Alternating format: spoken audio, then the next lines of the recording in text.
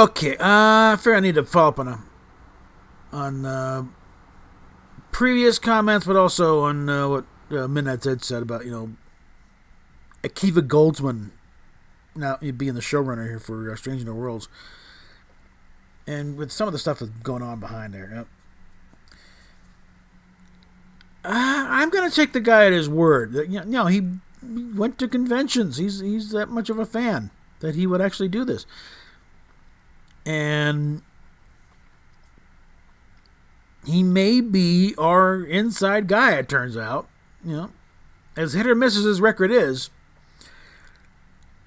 he's not totally incompetent. Okay, he's got that Oscar for a reason. Yeah. And also, I get the feeling, because apparently the hissy fit that Kurtzman threw over Strange New Worlds about what they're willing to do with it, kind of tells me that they were going to take this thing completely back to original series as much as they could. I don't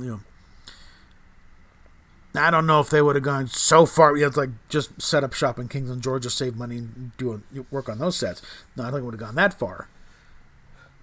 But supposedly already they have apparently they're changing the costumes, they're changing the ship. So, and the only reason they haven't gone any as farther than they have is because Kurtzman's still involved. I guess that contract that Moonves stuck us all with kind of requires that anything Star Trek related has to go through Kurtzman. Even if he has nothing creatively to do with it, he has to sign off on it. Yeah, and Moonves is an idiot too. He may have been some great programming back in the day, but in this regard, because Les knows nothing about sci-fi, and hates Star Trek in particular, he stuck us with. Oh God, it's gonna be. We may never get out from this under this mess, but. Goldsman may be at least a bit of an assurance that it won't completely suck.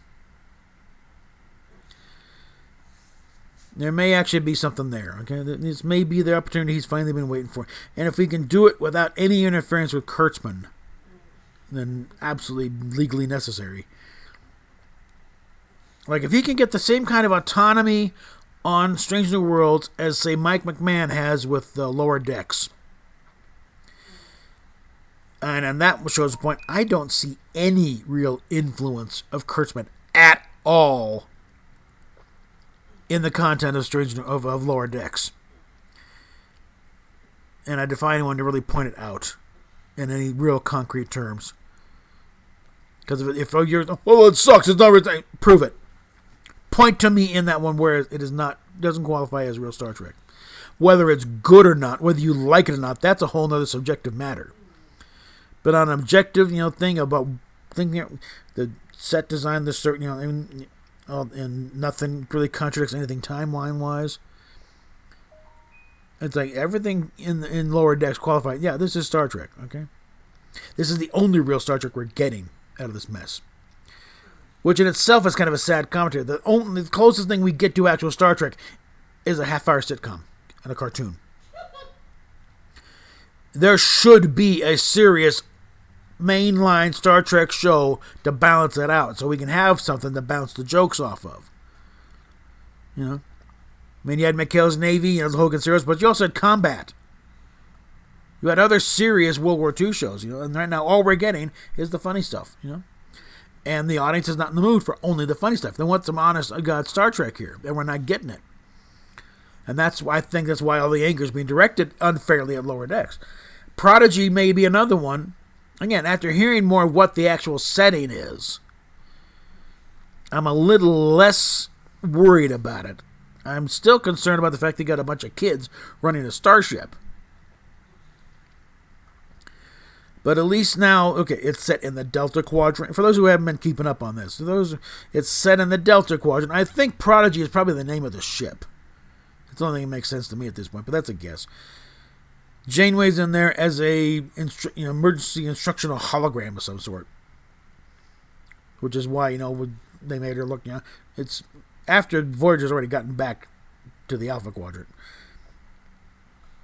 And that's why, in the hologram, the Bun of Steel is back. But that's how she's able to interact. And also, because it's in the Delta Quadrant, I think probably the Caretaker, one of the ships they grabbed, because they grabbed several ships, apparently. And they grabbed this poor ship here. And that's why Starfleet doesn't come running the second they fire up and the transporter kicks on. Because they're out of range. That's how they get left alone. And I think there's a Talaxian in the bunch. But that's how that works. And so okay. I'm still not totally on board with that one, mainly because I don't like the idea. We had to have a kid Star Trek, Again, for those who didn't catch my little mini bio the 15 times I've said it before, when Star Trek premiered on NBC, I was like 2.5. My dad watched it, and I was apparently right there alongside, so I was watching it as a toddler. By the time the 70s rolled around, I already knew what Star Trek was before the animated series hit. It was the first time I have conscious memories of watching it on TV, but it was not the first time I've seen it. But shortly before that, we got the model of the Enterprise. That old thing. I knew what it was. I didn't say, "What's that?" No, there, Enterprise. It's got that. So I'm one of those, I don't have a first experience of discovery of, pardon the pun, of Star Trek.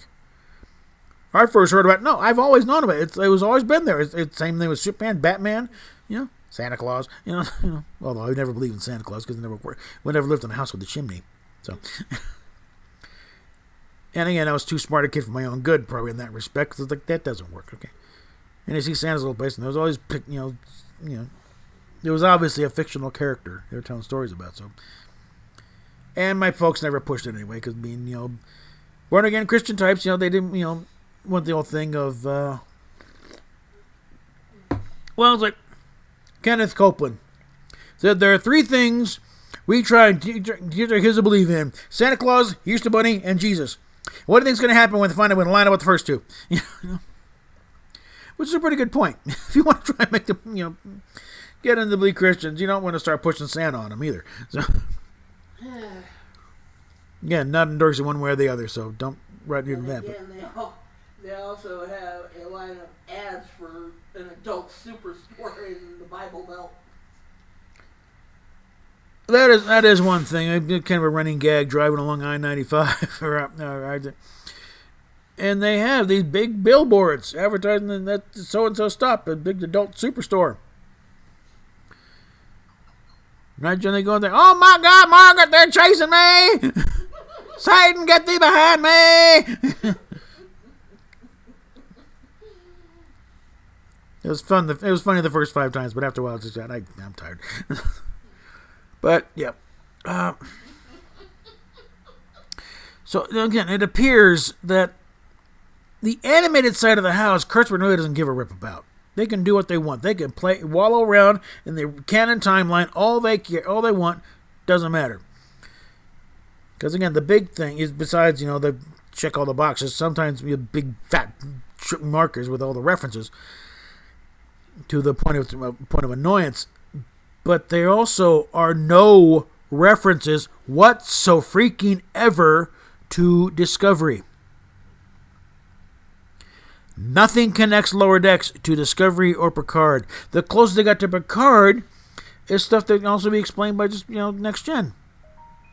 Because the winery is an established fact. Picard himself is always an established fact. And the fact that Q would find him boring, always quoting Shakespeare making wine, that's not on line. It's a meta reference to Picard of the show, but within the show, no, that has nothing to do with the show Picard.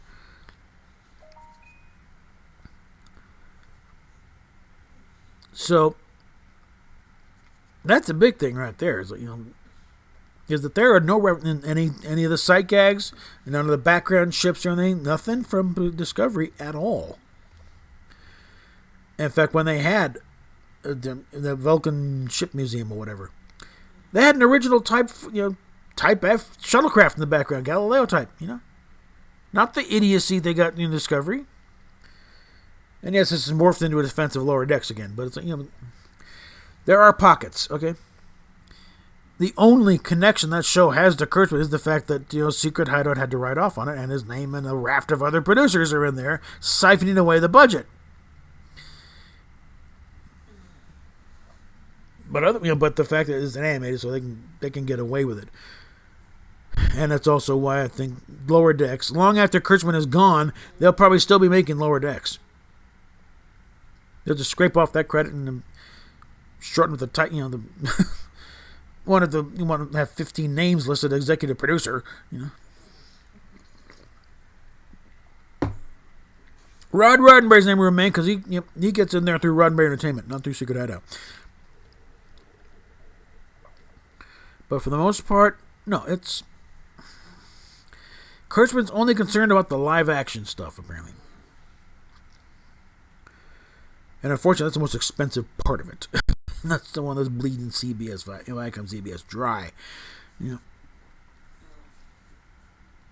again, I think the only reason these shows keep getting renewed is because they have to be. Because of their stupid contract. It's like if they didn't do that, they'd have to give them something else to do. And at least with Discovery and Picard, he's somewhat contained. The damage is limited to just these two things which can be easily ignored, even if they have 15 seasons of them. Because Clarice is being bashed up and left, right, and center by the critics. And some of the reviews, they are openly calling him a hack. An IP hack, going from property to property, laying waste to them.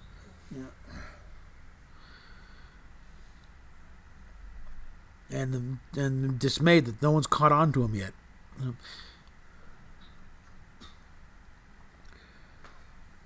But,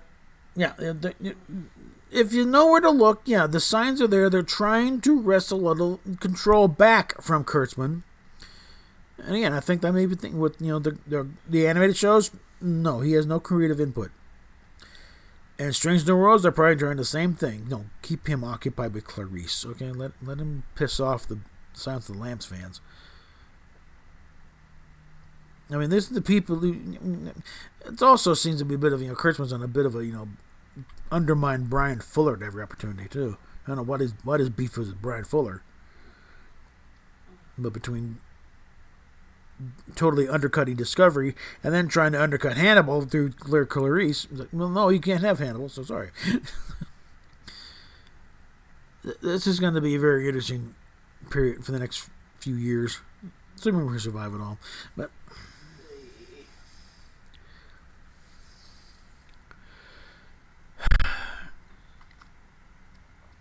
bottom line is there is hope, okay?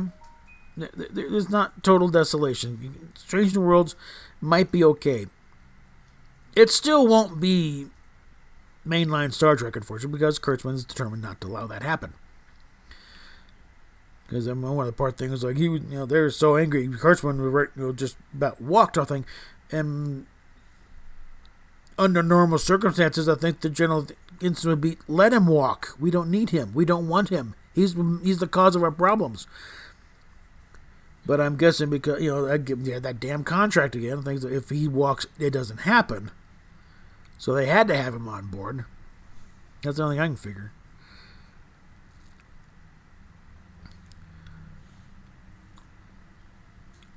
So, again, nothing definitive is going to be coming out of Strange New Worlds. None of it's going to the Concordance, I can tell you right now, because nothing's going to be, it's not mainline timeline.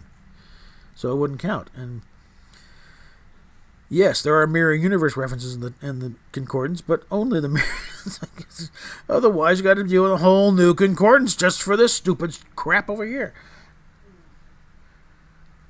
There's no JJ references either going to be, because partially because of that, but also because they kind of, in Bijo's mind, they kind of went off the rails with the second movie. My feeling is they went off the rails with the first movie, something.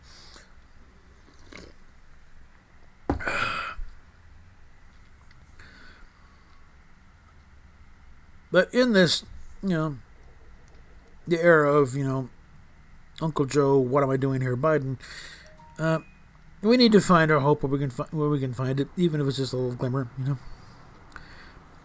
Even if it's just like, hopefully, Goldsman won't suck as he has on Batman and Robin and other things.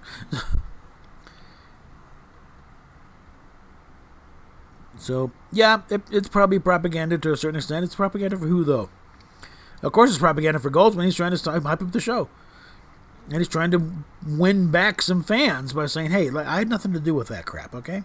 I was just as betrayed as you were when I get there and there's no Pike and no number 1 and no Enterprise. I fought to get those back there. Yeah, he's pumping himself up. It's Hollywood. You play the game.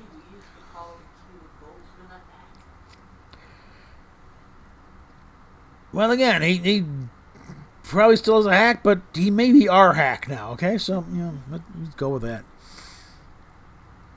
PayPal, Patreon down below. I will probably on tonight and Trucking on Tuesday, the West Media Podcast, be discussing the fan film Valiant, little story Animals. Looks intriguing, what I've seen so far, but the first couple minutes. So we will talk at you later.